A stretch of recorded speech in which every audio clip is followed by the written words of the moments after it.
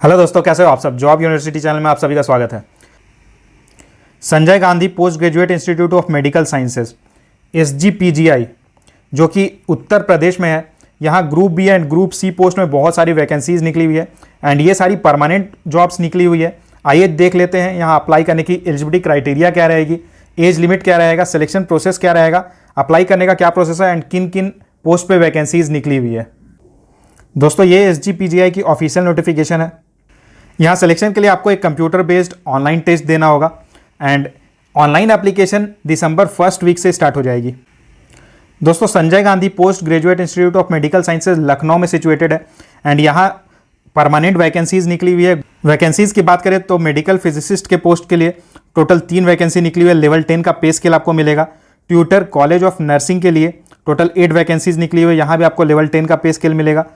Technical officer senior perfusion के लिए total 3 vacancies निकली है, लेवल 7 का पे स्केल आपको मिलेगा।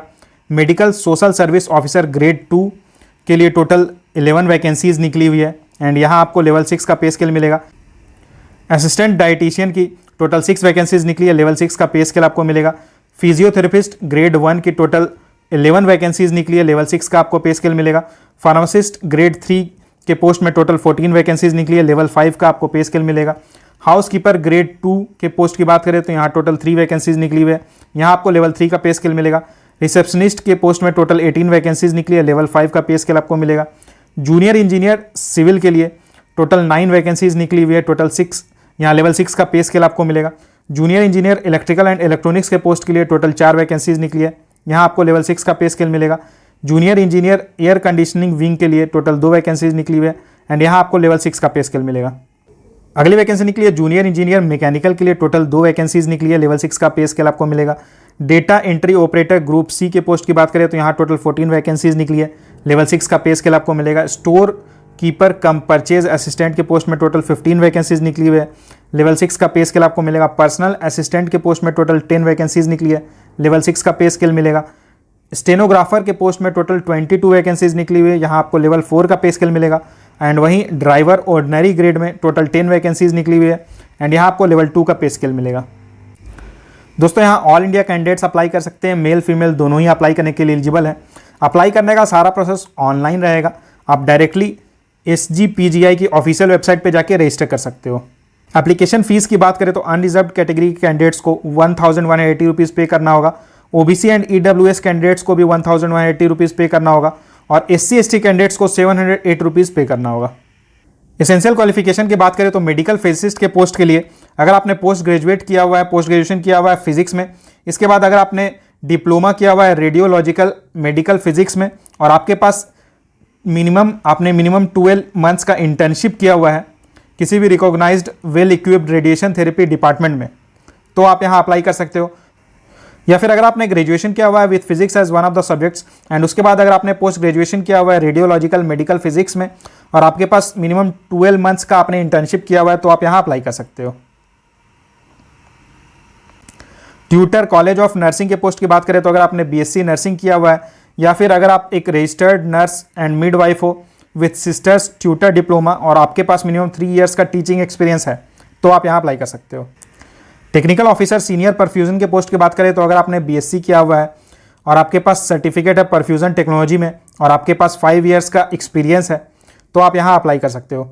Medical social service officer grade 2 के पोस्ट की बात करें तो अगर आपने मास्टर्स किया हुआ है सोशल वर्क में फ्रॉम एनी रिकॉग्नाइज्ड इंस्टीट्यूट और आपके पास एक्सपीरियंस है, तो आप यहाँ अप्लाई कर सकते हो। असिस्टेंट डाइटिशियन के पोस्ट की बात करें तो अगर आपने MSc किया हुआ है फूड एंड न्यूट्रिशन में और आपके पास 2 ईयर्स का एक्सपीरियंस है, तो आप यहाँ अप्लाई कर सकते हो।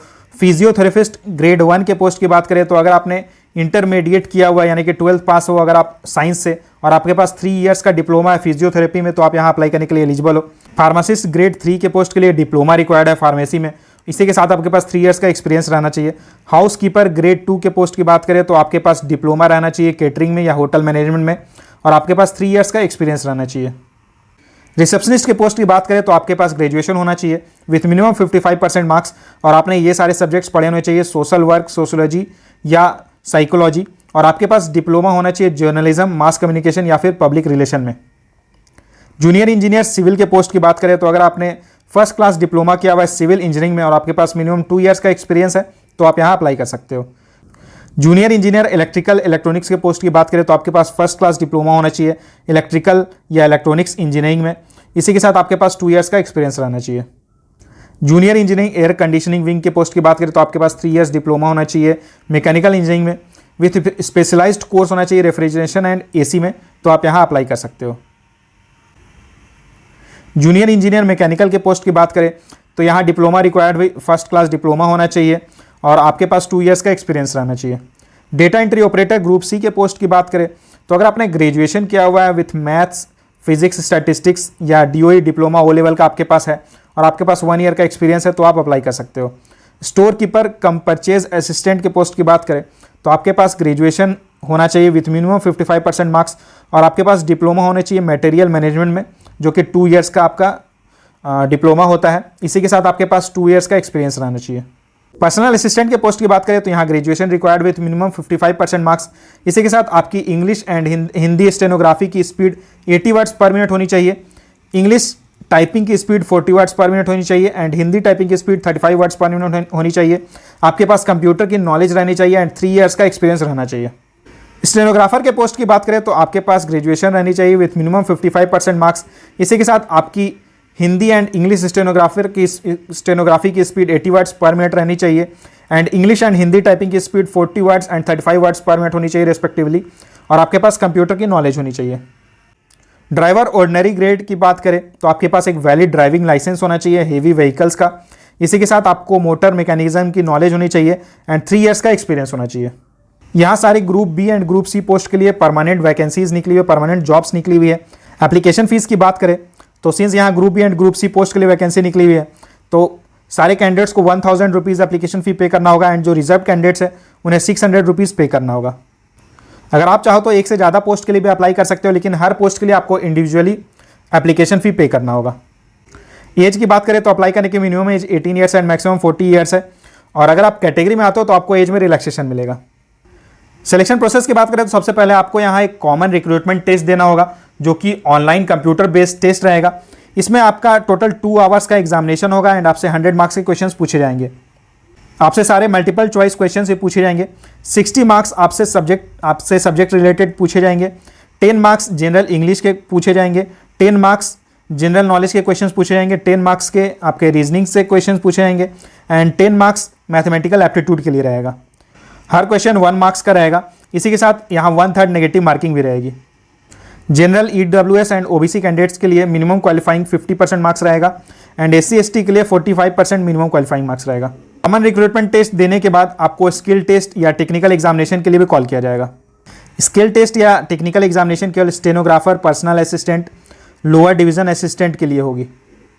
फाइनल मेरिट लिस्ट आपके कॉमन रिक्रूटमेंट टेस्ट के मार्क्स के बेसिस पे बनेगी। दोस्तों SGPGI लखनऊ की तरफ से बहुत बड़ी अपॉर्चुनिटी आपके लिए निकली हुई है, परमानेंट गवर्नमेंट जॉब निकली हुई है। तो अगर आप यहाँ अप्लाई करने के लिए एलिजिबल हो तो अप्लाई जरूर कर देना। इस नोटिफिकेशन की लिंक मैंने डिस्क्रिप्शन बॉक्स में डाली हुई है, आप वहाँ जाकर चेक कर सकते हो एंड अप्लाई कर सकते हो।